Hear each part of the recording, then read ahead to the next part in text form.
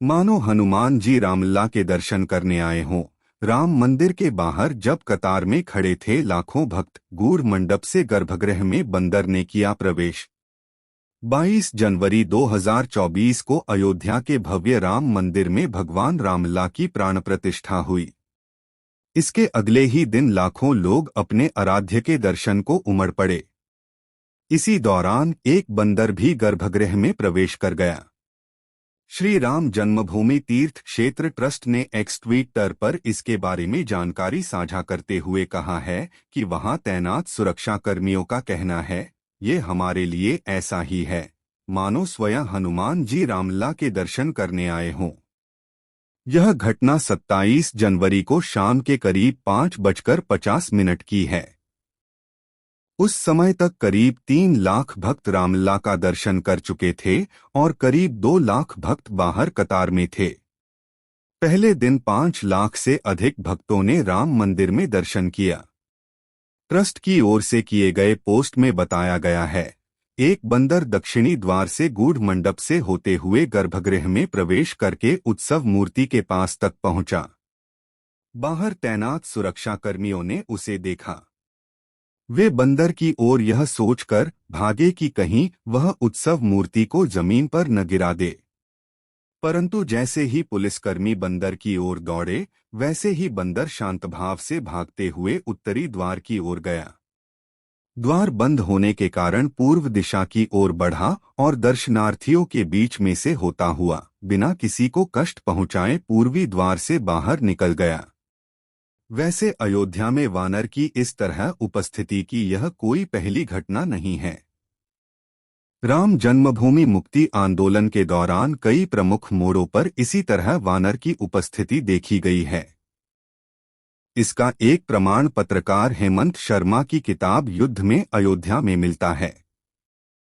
फैजाबाद जिला अदालत ने 1 फरवरी 1986 को विवादित स्थल का ताला खोलने का आदेश दिया था। जिला जज कृष्ण मोहन पांडेय के इस आदेश के पीछे एक काले बंदर की दैवीय प्रेरणा को माना जाता है। दरअसल उस दिन एक काला बंदर सारा दिन फैजाबाद की जिला अदालत की छत पर बैठा रहा था।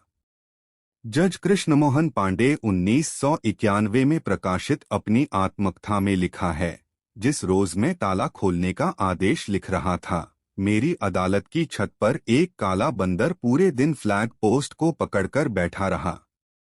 वे लोग जो फैसला सुनने के लिए अदालत आए थे, उस बंदर को फल और मूंगफली देते रहे, पर बंदर ने कुछ नहीं खाया, चुपचाप बैठा रहा। फैसले के बाद जब डीएम और एसएसपी मुझे मेरे घर पहुंचाने गए, तो मैंने उस बंदर को अपने घर के बरामदे में बैठा पाया। मुझे आश्चर्य हुआ। मैंने उसे प्रणाम किया। वह कोई दैवीय ताकत थी। बता दें कि अयोध्या में नवनिर्मित राम मंदिर में सोमवार को रामलला की प्राण प्रतिष्ठा के बाद आधी रात से ही श्रद्धालुओं का दर्शन के लिए जमावड़ा लगने लगा था और मंगलवार देर शाम तक 5 लाख से अधिक श्रद्धालु भगवान राम के बाल स्वरूप का दर्शन कर चुके थे। मुख्यमंत्री योगी आदित्यनाथ के निर्देश पर जिलाधिकारी अयोध्या ने शहर में 8 स्थानों पर मजिस्ट्रेट तैनात कर दिए हैं।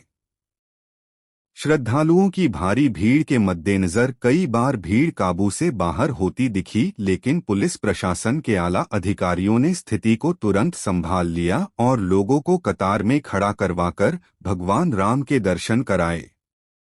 रामलला की बनती हुई मूर्ति को रोज शाम 4 से 5 बजे देखने आते थे हनुमान जी। अरुण योगीराज ने सुनाए चमत्कारिक किस्से। अयोध्या के राम मंदिर के लिए रामलला की छवि को गढ़ने वाले शिल्पकार अरुण योगी ने बताया कि प्रभु श्री राम को की मूर्ति को आकार देने में उनकी स्वयं भगवान राम ने ही मदद की, क्योंकि जब मूर्ति की प्राण प्रतिष्ठा के बाद पूजा अर्चना हुई तब सहसा उन्हें भी विश्वास नहीं हुआ कि उसे उन्होंने बनाया था। अयोध्या के राम मंदिर के लिए रामलला की मूर्ति बनाने वाले अरुण योगीराज का बड़े खुलासे किए हैं। मूर्ति को आकार देने के 7 महीनों में योगीराज ने तमाम चमत्कारिक घटनाएं और कुछ ऐसे अनुभव साझा किए हैं कि हर कोई हैरानी जता सकता है। दरअसल अयोध्या के राम मंदिर में 22 जनवरी को रामलला की प्राण प्रतिष्ठा हो चुकी है।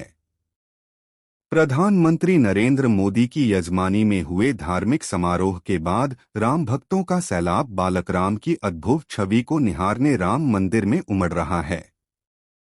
प्रभु की इस छवि को गढ़ने वाले शिल्पकार अरुण योगी ने बताया कि रामलला की मूर्ति को आकार देने में उनकी स्वयं भगवान राम ने ही मदद की, क्योंकि जब मूर्ति की प्राण प्रतिष्ठा के बाद पूजा अर्चना हुई तब सहसा उन्हें भी विश्वास नहीं हुआ कि उसे उन्होंने बनाया था।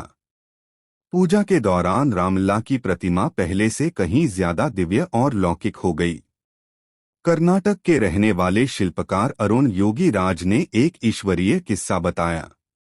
कहा कि जब वह मूर्ति तराशने का काम करते थे तब हर दिन शाम 4 से 5 बजे एक बंदर आ जाता था। फिर कुछ ठंड के कारण हमने कार्यशाला को तिरपाल से ढक दिया तो वो बंदर बाहर आया और जोर जोर से खटखटाने लगता था। ये बंदर हर रोज शाम 4 से 5 बजे के बीच आ जाता था।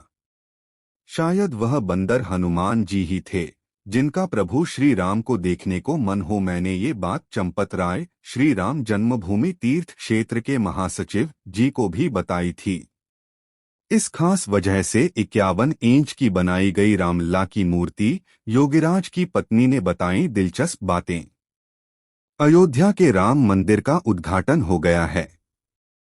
उद्घाटन के बाद लोग रामलला की एक झलक पाने को बेताब हैं और लाखों की संख्या में मंदिर दर्शन के लिए पहुंच रहे हैं। मंदिर में स्थापित रामलला की मूर्ति बेहद खास है जो लोगों का मन मोह रही है। सोमवार के दिन अयोध्या में नवनिर्मित राम मंदिर का उद्घाटन किया गया, जहां रामलला की मूर्ति देख भक्तगण भाव विह्वल हो उठे। कृष्णशिला यानी ब्लैक स्टोन से बनी मूर्ति में वो सभी भाव मौजूद हैं जो किसी 5 वर्षीय बालक में होते हैं।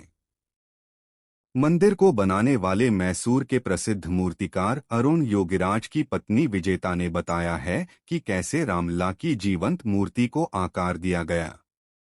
आज तक से बातचीत में अरुण योगीराज की पत्नी ने रामलला की मूर्ति के तकनीकी पहलुओं पर बात की है। उन्होंने कहा है कि योगीराज के हाथों में जादू है और इसी वजह से राम की इतनी मनमोहक मूर्ति बनकर सामने आई है। वो कहती हैं, ये उनके अरुण योगीराज के हाथों का कमाल है। हमें बताया गया था कि मूर्ति कैसी दिखनी चाहिए, बाकी सब उनकी कल्पना की वजह से संभव हुआ है। राम मंदिर ट्रस्ट ने रामलला की मूर्ति बनाने के लिए कुछ मानक तय किए थे, जैसे मुस्कुराता चेहरा, दैवीय छवि, 5 साल के बच्चे का स्वरूप, युवा राजकुमार जैसा लुक। भगवान राम के चेहरे को जीवंत रूप देने में कैसे सफल हुए योगीराज। मूर्ति बनाने से पहले योगीराज ने कागज पर स्केचिंग की थी। रामलला का चेहरा, जिसमें उनकी आंखें, नाक, गाल, होंठ, ठुड्डी शिल्पशास्त्र के मुताबिक बनाया गया। योगीराज ने मानव रचना विज्ञान की कई किताबें पढ़ी ताकि वो मनुष्य के हाव भाव और शारीरिक रचना को अच्छे से समझ सकें। किताबों की मदद से ही योगीराज ऐसी मूर्ति बनाने में सफल रहे जो जीवंत दिखती है।